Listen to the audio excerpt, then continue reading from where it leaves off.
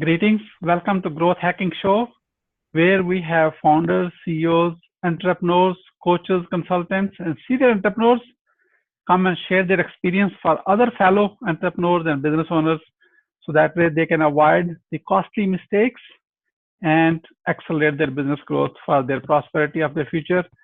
In case you don't know me, my name is Mohammed Siddique. I am from Atlanta, Georgia, and the host of Growth Hacking Show and the co-author of New Success Secrets available on Amazon. I have today a very special guest from Philadelphia, Pennsylvania, and she is the CEO and a founder of Business Development University and specialize on sales management and consulting and helping businesses like yourself to grow their bottom line and top line revenues by doing the right things.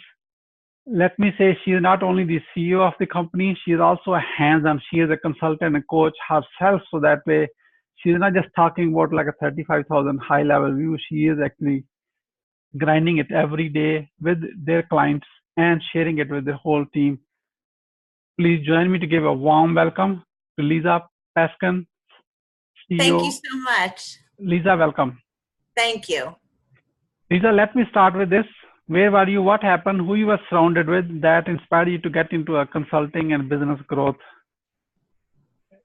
Well, it was really my father. My dad, may he rest in peace, told me as a little girl, follow your passion, don't count on your husband for your money, and if you can, be your own boss. So I always knew I wanted my own company, but I didn't find my passion till a little bit later. I thought I wanted to be a doctor, then a psychologist, but I truly understood my passion is helping others, and most importantly, helping people to be as successful as possible in either a sales, business development, or sales management role.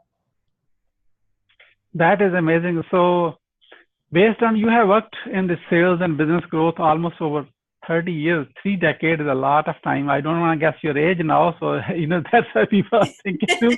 So based on your 3 decades of experience, what are the top 3 missteps to avoid when it comes to growing your business?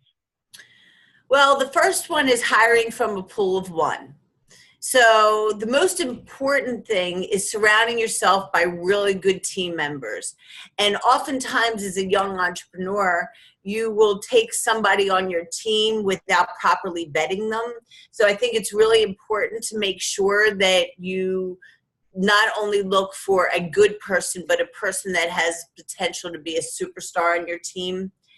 Something I still struggle with is working in the business as opposed to on the business. So as you mentioned, I'm still doing a lot of the consulting and training. So I think to get to the next level, I really have to take myself out of doing a lot of the work directly. And the other third misstep would be taking on clients that aren't a good fit. So oftentimes when we're growing our business, we try to put a square peg in a round hole. And it's not until you could build that pipeline, you get to what I call the picky stage, where you really get to work with clients that are really a good fit for your organization.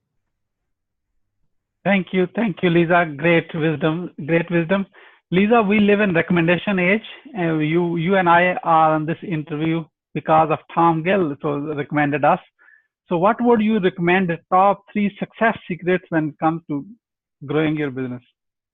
Well, one of my mentors, who happens to be a very dear friend of mine, when I went into business, he said, Lisa, don't go into business to make money. He said, go into business to try to figure out how to impact and help as many people as possible. And really, that's what guides me with everything that we do. It's all about helping and impacting individuals, teams, and companies. The other thing is, as you mentioned at the beginning, is building those relationships. So a lot of our business comes from our happy clients referring us to other people, or those centers of influence that are familiar with our work recommending us to others. And the last thing I would say is I've been in sales for 33 plus years, but I believe nobody in this whole wide world likes to be sold anything. And I think we all have to try to stop selling our stuff. It's all about helping. So I think a consultative approach, an authentic consultative approach has been instrumental in helping me grow Business Development University. Oh, that's amazing tips. Amazing. How are you growing a business development university right now in this economy? Well, we're doing a bunch of different things. We're always coming up with new offerings for our clients, whether it be smaller workshops, group coaching, outsourced sales management, putting together playbooks for our clients if they don't already have some type of blueprint for success. Those are all really important. We do a lot of speaking engagements in the community, and that's something that has been instrumental in helping us grow our business. And we also do a lot on social media, trying to get out content that is helpful to those people that are subscribing to our newsletters and are following us on the different social media channels. So it's all about helping.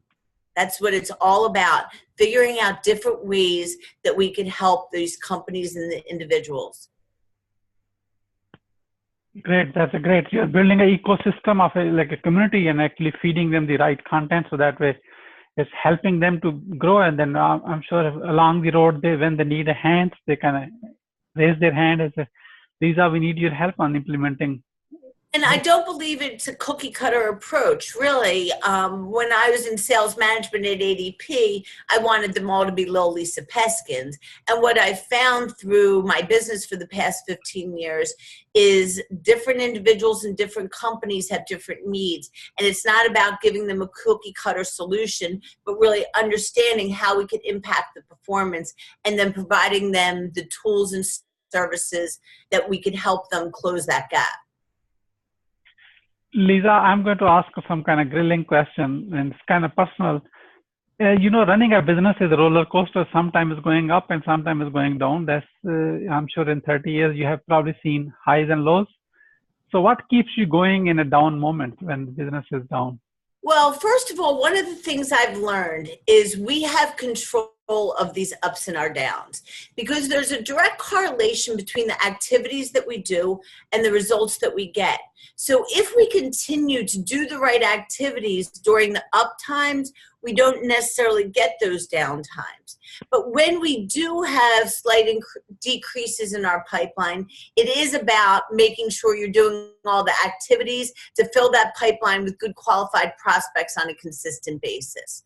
And so whenever we're going down, we got to take a look and figure out what I call the triage areas, what 3 areas that if improved upon will have the biggest impact on performance, and then figure out what we need to do in order to address those 3 areas.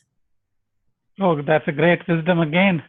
So be a predictor. So don't sit in a downtime. So you predict it and then actually act on that one right before it even happens, Absolutely. So many salespeople, when their pipeline starts getting full, they take their pedal off the metal.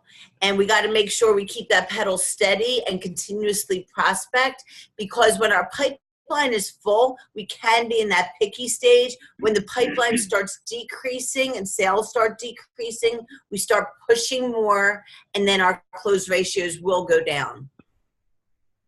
Definitely. How the growth hacking show community, people who are watching this right now, they can support you and specifically Business Development University to grow? Well, one of the things that I would love for the community to be able to offer is stories. I am collecting sales stories for the book that I'm writing. Either your best sales story, the one that you had the most obstacles and how you overcame it, or just your biggest aha moment. So anyone that has a great sales story that would be like to be part of my book, that would be phenomenal. Also, if you happen to know a business owner, a sales manager, or even an individual performer that knows that they're not necessarily maximizing their performance and potential, we'd love to talk to them and see if we might be able to help them as well. Okay, you heard it directly from Lisa. Go ahead and connect with her on LinkedIn and also join their newsletter on their website, businessdevelopmentuniversity.com, as I just shown it on the screen. So Lisa, as we are about to wrap up, what would you say as a final word? Well, the final word is going to be the title of my book, which is called Squeeze the Lemon, which is not necessarily making lemonade out of lemons. It's how do we get the most juice out of our lives? How do we make the most out of every day? How do we make the most out of every interaction? Because sometimes it's just that little extra piece of juice. So it's, if you're meeting with a client and they compliment you, squeezing the lemon might be asking for a LinkedIn recommendation. If you're meeting with a center of influence, squeezing the lemon might be asking for a referral. If you're meeting with an existing client, it might be finding someone else within the organization that you might be able to help out. So if we constantly squeeze the lemon and get a little bit more juice out of everything that we do, be purposeful, we'll accomplish more. Wonderful, Lisa. I'm going to do it right after this interview. I'm going to ask who else I should interview on this show. So thank you so much, Lisa Peskin, for sharing your wisdom with us today. On the behalf of Growth Hacking Show community and our entire team, we really appreciate you. This is Mohammed Siddique signing off from Atlanta, Georgia, wishing you good luck, good sales. I do hope our paths cross again with another amazing guest. Until then, all best wishes. Thank you so much.